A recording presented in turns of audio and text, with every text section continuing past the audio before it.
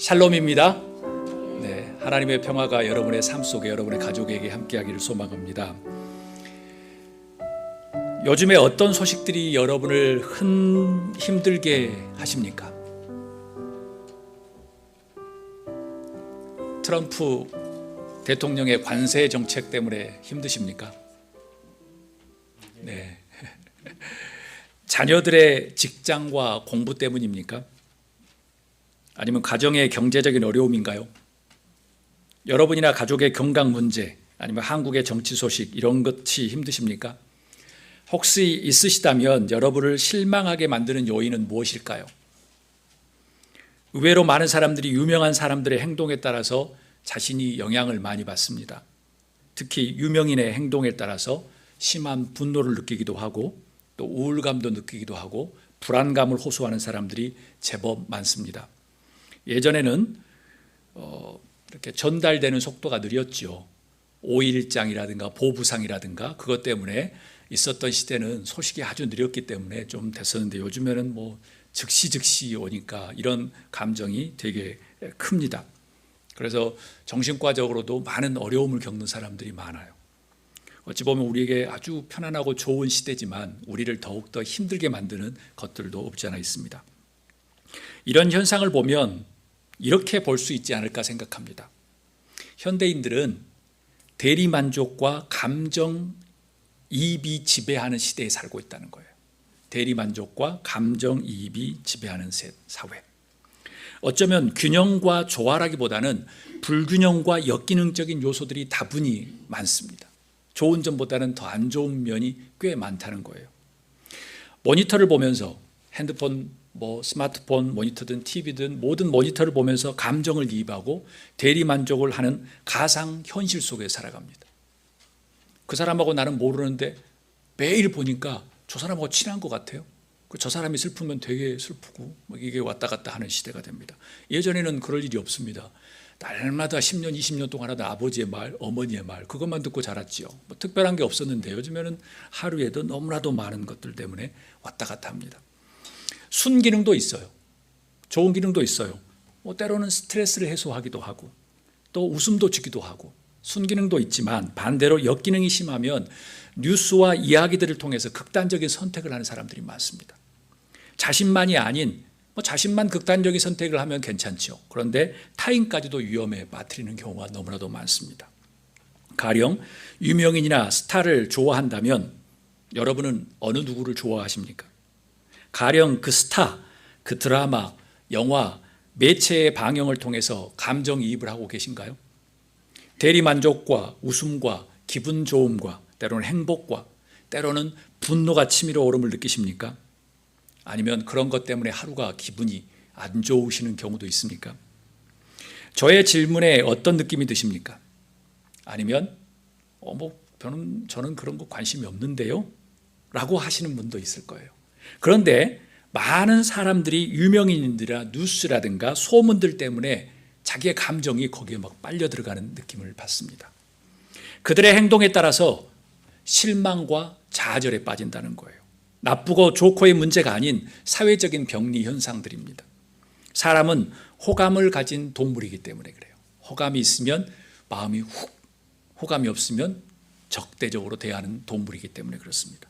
덴마크의 실존 철학자 키에르 키고르가 죽음에 이르는 병이라는 책을 썼습니다. 1849년이니까 아주 오래된 책입니다. 그런데 너튜브에 지금도 회자되고 있는 아주 좋은 책이기도 합니다. 편하고 안락한 삶을 인생 최고의 목표로 사는 현대인들에게 던지는 질문이 꽤 영향력이 있어서 지금도 많은 유튜버들이 이 책을 인용합니다. 여러분은 행복하십니까? 감사합니다. 어떤 것이 여러분을 행복하게 만들지요? 키에르 키고르는 그가 말하는 현대인을 죽음에 이르게 하는 병은 무엇이라고 했냐면 다름 아닌 한번 따라해 볼까요? 절망입니다. 절망은 무엇이죠? 이 사람은 철학자는 이야기합니다. 절망은 한번 따라해 볼까요? 자기상실이라고 이야기합니다. 감정이입과 대리만족으로 사는 현대인들은 타인들을 통해서 자기는 괜찮은데 그 사람들을 통해서 절망과 자기 상실을 쉽게 느끼는 사람들이 되었습니다. 자기 자신이 없는 거죠. 나라는 존재는 없이 그냥 자기 감정이입을 하고 대신 느끼는 겁니다. 그런 현상들이 사회적인 역기능으로 나타납니다. 인간은 태어나서 기쁨과 행복 안에 살아갑니다. 그런데 살면서 수많은 절망을 경험하죠. 끝내 죽음이라는 순간에 마지막 또 절망도 합니다. 타인을 통해서든 자신을 통해서든 자기 상실은 그리고 절망은 인간 자신을 죽음에 이르는 병에 가깝습니다. 아니라는 분들도 있을 것입니다. 목사님 그 정도는 아니에요 라고 생각하실 거예요. 그분들은 자존감이 아주 높으신 분이에요. 자기를 사랑하는 사람들일 겁니다. 좋은 유형의 성품을 가진 사람들일 거예요. 또한 그것을 돌려보면 자기가 무척 똑똑한 것처럼 자기가 최고라고 생각을 하는 강한 사람일 수도 있습니다. 무슨 절망이야, 나는 내가 다 할 수 있어 라고 하는 거죠. 아주 좋습니다. 그렇지만 그런 부류들이 마지막 죽음의 순간에 절망을 더 크게 느낍니다. 아니라면 자신은 절망은 안 느끼는데 타인한테 매일 절망감을 주고 있을지도 모를 일입니다. 그 정도로 생각해야 하나라고 생각할 수 있습니다. 왜요? 긍정적이기 때문에 참 좋습니다. 그렇지만 우리의 현실을 보면 참 녹록하지 않습니다. 죽음에 이르는 병을 썼던 1849년, 그 시대하고 지금하고 별로 달라진 게 없다는 것이 현실적인 감각, 저의 경험이고 그렇습니다. 미국에서 약물 중독으로, 오피오이드 약물 중독으로 죽은 인원이 1년에 10만 명에 육박합니다. 미국에서 죽은 사람의 11번째 순위가 자살입니다. 한 해에 5만 명이 미국에서 자살을 합니다. 그 다음에 suicide attempts, 자살 시도는 1.6밀리언, 그러니까 160만 명이 그런 자살 시도를 합니다. 병원에서 항상 병원의 문 앞에 보면 여러 가지가 넘어지는 사람 여러 가지가 적어져 있어요. 그런데 거기서 자살 시도라고 적어져 있으면 아주 중요한 겁니다. 그러면 직원이 한 명 따라 붙습니다. 옆에서 24시간 보고 있는 거죠. 왜냐하면 아주 위험한 상황이기 때문에 그래요. 선진국에만 있는 것이라고 생각할 수 있지요. 그렇지만 전체 통계를 보면 남아프리카, 동유럽도 인구 10만 명당 15명이 자살을 합니다. 유럽과 아시아와 남미도 10만 명당 10명, 한국은 25명. 아주 배가 넘죠. 그렇지만 남아프리카라든가 아시아라든가 남미도 꽤 많다는 것을 주지하셔야 합니다. 꼭 선진국 간의 문제가 아니에요. 솔직히 또 이런 조사를 하지 않는 나라들도 대부분이에요. 그렇기 때문에 더 많을 수도 있습니다. 이스라엘의 전쟁이 터졌죠. 가자지구에. 가자지구 침공으로 상자 말고 돌아가신 분만 5만 명이 죽었습니다. 여러분 사진으로 구글 보시면 건물이 남아있지 않는 아주 폐허가 된 아마겟돈 전쟁과 같은 그런 장면들이 꽤 많습니다. 한쪽만 세트로 만든 게 아니고요. 거의 지구의 많은 부분이 그렇게 되었습니다. 우크라이나 전쟁에서 우크라이나 군인이 아니라 러시아를 위해서 싸우다 죽은, 용병까지 해서 다 죽은 사람이 기록에 따라 틀려요. 제가 기록을 많이 봤는데 너무 틀려요, 다. 그런데 얼추 보면 러시아를 위해서 싸운 사람만 10만 명이 죽었습니다. 그리고 사상자가 수십만 명이라고 이야기합니다. 러시아에서만 말해도 7만 명이라고 했으니까요. 그리고 우크라이나 사람들은 몇 명이 죽은 것은 카운트가 하기 힘듭니다. 100만 명 수준으로 거의 사상자, 다친 사람까지 이야기합니다. 그들에게 오늘을 묻는다고 하면 그들은 뭐라고 이야기할까요? 절망이라고 이야기할 겁니다. 오늘은 팜 선데이 종려주일입니다. 수많은 사람들이 당나귀를 타고 예루살렘에 오르시는 예수님을 보면서 그들은 외쳤습니다. 호산나, 호산나, 다윗의 자손이여 라고 외쳤습니다. 제가 어제 말씀드렸지만 그것은 마카비 장군을 정말 다시 이스라엘을 재건하고 독립시킬 마카비 장군에게 외쳤던 호산나, 종려가지 나무를 흔든 겁니다. 예수님을 보면서 외쳤습니다. 이렇게 열렬하게 응원하고 예수님을 따르던 수많은 군중이 며칠 되지 않아서 모두 예수님을 십자가에 못 박으라고 고함을 치기 시작했습니다.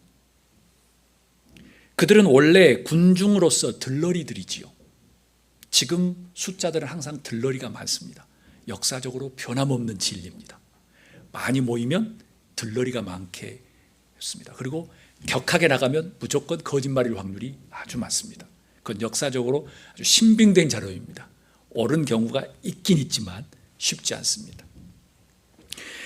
이런 상황을 예상했던지 예수님께서 제자들에게 말씀하셨습니다. 우리 다 한 목소리로 31절 32절 읽도록 하겠습니다. 그때에 예수께서 제자들에게 이르시되 오늘 밤에 너희가 다 나를 버리리라. 기록된 바 내가 목자를 치리니 양의 떼가 흩어지리라 하였느니라. 그러나 내가 살아난 후에 너희보다 먼저 갈릴리로 가리라. 아멘. 아멘. 이 말씀을 들은 제자들은 얼마나 정말 정신이 혼미했을까요?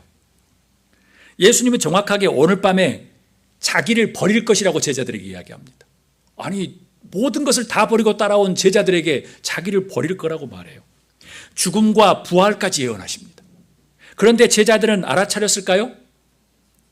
따라해 볼까요? No, never입니다. 예수님은 줄기차게 말씀하셨는데 믿지 않았습니다. 왜요? 오로지 예수님은 정치적인 와카비 장군처럼 이스라엘을 독립시킬 그런 사람처럼 호산나 호산나 당나귀 타고 간 예수님 옆에 제자들은 얼마나 기고만장했을까요? 야, 하면서 그럼에도 십자가를 지고 고난을 받으신 예수님을 보고 제자들은 무엇을 했지요? 숨고 모르는 척 도망갔습니다. 제자들은 예수님을 배반한 것일까요? 아니면 절망에 빠진 것일까요? 절망에 빠진 겁니다. 어찌 스승을 배반하겠습니까? 배반도 아니에요. 배반이든 절망이든 그것은 인간의 본성입니다. 왜요? 좋으면 따라가고 안 좋으면 이게 인간의 본성이니까요. 저에게도 있는 본성이에요. 기대가 많으면 실망도 큰 법이지요. 제자들이 배반의 옷을 입고 절망한 것도 그들의 기대가 너무나도 컸던 겁니다. 왕이 되기를 원하는 마음, 개혁자가 되기를 원하는 것이었죠. 자신들의 기도와 예상이 빗나가자 절망에 빠집니다. 배반은 절망을 경험하는 사람들의 전형적인 모습 중에 하나입니다. 우리 33절에 35절 한 목소리를 읽도록 하겠습니다. 베드로가 대답하여 이르되 모두 주를 버릴지라도 나는 결코 버리지 않겠나이다. 예수께서 이르시되 내가 진실로 내게 이르노니 오늘 밤 다 굴기 전에 네가 3번 나를 부인하리라. 베드로가 이르되 내가 주와 함께 죽을지언정 주를 부인하지 않겠나이다 하고 모든 제자도 그와 같이 말하느니라. 아멘. 예수께서는 제자들 모두가, 여기서 모두라고 표현합니다. 누구는 아니고 이게 아니에요. 모두가 배반하듯 절망에 빠질 것이라고 예언하십니다. 그런데도 베드로는 큰 소리로 말합니다. 뭐라고 이야기하죠? 비록 모든 사람이 다 주님을 버릴지라도 나는 절대로 버리지 않겠습니다 라고 말합니다. 너무나도 멋진 말이에요. 너무나도 멋진 말이에요. 예수님이 말합니다. 오늘 밤에 닭이 울기 전에 네가 3번 나를 모른다고 할 것이다 라고 말합니다. 베드로는 더욱 목소리를 크게 외쳐서 막 진정성을 담아서 이야기합니다. 주님과 함께 죽는 한이 있을지라도 절대로 주님을 모른다고 하지 않겠습니다. 동시에 다른 제자들도 뭐라고 이야기해요? 그와 같이 말했다. 저도 그렇습니다 라고 이야기한 거예요. 저는 이 상황을 보면서 참 현 시대의 정치적인 집단들이 말하는 것과 너무나도 똑같다고 생각을 합니다. 똑같은 일이 일제시대 때도 있었고요. 조선시대 때도 병자호란과 임진왜란 때도 히틀러 때도 동일한 일들이 너무나도 많이 벌어졌습니다. 그래서 이러고 있는 게 중요합니다. 왜냐하면 자기가 하고 있는 일이 무슨 일인지도 모르면서 하는 경우가 대부분일 경우니까요. 사랑하는 여러분, 결과는 어떻게 되었죠? 예수님이 옳았나요? 아니면 제자들이 옳았나요? 예, 제자들의 참패입니다. 옳고 그름의 문제가 아니라 참패. 그러면 그냥 가만히 있었으면 되는 걸. 가만히 있었으면 되는 걸. 그냥 입이나 다물고 있었으면 되는 것. 베드로는 다 굴기 전에 3번을 부인했고요. 다른 제자들도 예수님을 외면했습니다. 예수님의 부활을 듣고 보았음에도 불구하고 제자들은 모두 자신의 고향인 갈릴리로 사마리아로 흩어졌습니다. 그들은 절망의 상태였습니다. 자신들의 모든 것들을 버리고 예수님을 따랐으나 결국 십자가에 돌아가신다고 하니까 절망 상태였지요. 절망이 아니라면 어찌 스승이 살아계신 하나님의 아들이며 기적을 베풀어 주셨는데 배반을 할 수 있겠습니까? 사랑하는 여러분, 제가 한 가지 질문을 하겠습니다. 왜 예수님은 죽음을 선택했을까요? 왜 예수님은 제자들이 절망하도록 죽어야만 했을까요? 키에르케고르는 인간의 절망은 죽음에 이르는 병이라고 명명합니다. 예수님은 지금 죽음에 이르는 길을 걸어가고 계셨습니다. 죽음에 이르는 병, 죽음에 이르는 길. 어느 누가 죽음에 이르는 길이 쉬웠을까요? 하물며 예수님이라고 달랐을까요? 예수님도 힘이 드셨던지 겟세마네 동산에서 땀이 피가 되도록 기도하셨습니다. 우리 한 목소리 읽어볼까요? 나의 아버지, 하실 수만 있으시면 이 잔을 내게서 지나가게 해주십시오. 그러나 내 뜻대로 하지 마시고 아버지의 뜻대로 해주십시오 라고 말합니다. 얼마나 힘들었으면 그 길이. 그렇지만 그 길을 걸어가셨죠. 왜 예수님은 죽음에 이르는 길을 걸어가셨을까요? 왜 예수님은 죽음에 이르는 길을 걸어가셨을까요? 우리 한 목소리 읽어볼까요? 하나님의 뜻을 성취하기 위해서입니다. 하나님의 뜻을 성취하기 위해서. 하나님의 뜻을 성취하기 위해서 예수님은 기꺼이 대가를 지불하셨습니다. 맥도날드 가격도 아니고 한 끼 맛있는 음식도 아니고 다른 것도 아니라 그냥 자기의 목숨을 지불하셨습니다. 다른 것이 아니라 저의 죄 때문에. 이렇게 생각할 수 있습니다. 여러분은 굳이 대가가 필요했을까요? 아니, 하지 않아도 좋은 방법이 많은데 왜 죽으셔야 했을까요? 그런데요, 성서에서 보면, 우리 사회학적으로 보면 대가를 지불하는 것, 상과 벌은 세상에 흐르는 기본 원리입니다. 무언가 그것을 통해서 다시 회복할 수도 있고 구원을 할 수도 있다는 거예요. 애매모호하게 지나간 것은 이 세상에 아무것도 없습니다. 만약 우리가 에덴 동산에 있었다고 하면 지나갈 수 있습니다. 그렇지만 이미 죄악의 세상에서 어두운 세상에 살아가다 보니 뭔가 리워드라든가 페널티는 있어야 되는 거예요. 모든 것들이 우연을 가장한 필연이기 때문이에요. 여러분, 하나님의 뜻을 성취하는 여러분이 될 수 있기를 주의 이름으로 축복합니다. 창조주께서 이 땅에 여러분을 보내신 뜻을 찾으셨으면 좋겠습니다. 그 뜻을 성취하는 겁니다. 저와 여러분의 뜻이 다를 수 있습니다. 여러분과 여러분의 뜻이 다를 수 있습니다. 같은 부부여도 부부가 서로 하나님께서 보내신 뜻이 다를 수 있을 것입니다. 그렇지만 뜻을 찾으셔야 합니다. 예수님께서 죽음에 이르는 길을 찾아갔듯이요. 예수님처럼 죽음에 이르는 길이 곧 하나님의 뜻을 성취하는 것을 믿었던 것처럼 말이지요. 두 번째, 예수님은 죽음에 이르는 길을 왜 걸어가셨을까요? 예수님은 왜 죽음에 이르는 길, 죽는 줄 알면서 그 길을 걸어가셨을까요? 우리 한 목소리 읽도록 하겠습니다. 예수님은 우리가 진짜 십자가의 고난과 부활을 경험하기를 원하신다는 거예요. 제자들이 그 길을 경험하기를 원하셨던 거예요. 왜 예수님은 제자들을 절망의 상황으로 몰아가셨을까요? 제자들이 미웠을까요? 미웠을까요? 아닙니다. 그들은 자신의 부모와 친척과 재산과 삶의 자리를 포기하고 주님을 2년 반 동안 따라다녔던 사람입니다. 그런데 그들이 미웠을까요? 아니에요. 그런데 왜 사랑하는 제자들을 절망으로 몰고 가셨을까요? 정답은 이것입니다. 너무나도 단순하고 아주 옳은 진리와 같은 정답이에요. 제자들을 사랑하시기 때문입니다. 그들은 진짜 제자, 영원한 제자로 세우기를 원하셔서 고난 속에 그리고 죽음 속에 절망이라는 것을 경험하게 하셨습니다. 그래서 절망의 단계가 필요했죠. 사랑하는 제자들이 영원한 부활을 경험하기 위해서는 기고만장했던 우리 예수님이, 우리 스승님이 정치적인 뭔가 혁명가가 될 거야, 왕이 될 거야 라는 그 상황에서는 구원자가 될 수가 없었던 거죠. 그렇기 때문에 고난으로 절망으로 몰고 가셨습니다. 절망은 영원을 준비하기 위한 단계이기 때문이에요. 우리가 그냥 살아서 하나님 나라로 갈 수 있으면 좋으련만 아프기도 하고 나이가 들기도 하고 병에 걸리기도 하고 그런 절망의 상황과 그 안에서 희비가 엇갈리면서 주님을 만나는 것처럼요. 기억하십시오. 인간은 편안하고 안락한 상황에서 은혜를 경험하기란 쉽지 않습니다. 경험한다 해도 호산나 호산나 외쳤던 들러리 군중처럼 머지않아 못 박으라 못 박으라 라고 외칠 것입니다. 이것은 미국의 역사도 똑같고 한국의 역사도 똑같습니다. 오늘 갑자기 이랬다가 내일 갑자기 이러고. 이게 군중의 힘입니다. 제자들도 그랬지요. 예수님 절대로 버리지 않겠습니다. 내가 버리지 않겠습니다. 우리도 그렇겠습니다. 그런데 그날 밤이 지나기 전 모두 배반하고 절망의 늪에 빠집니다. 그래서 예수님의 죽음에 이르는 길은 제자들과 여러분과 저를 위한 최고의 가르침이며 훈련입니다. 최고의 사랑의 표현입니다. 어제 아내랑 이런 이야기를 했습니다. 왜 인간은 힘든 일을 경험할까?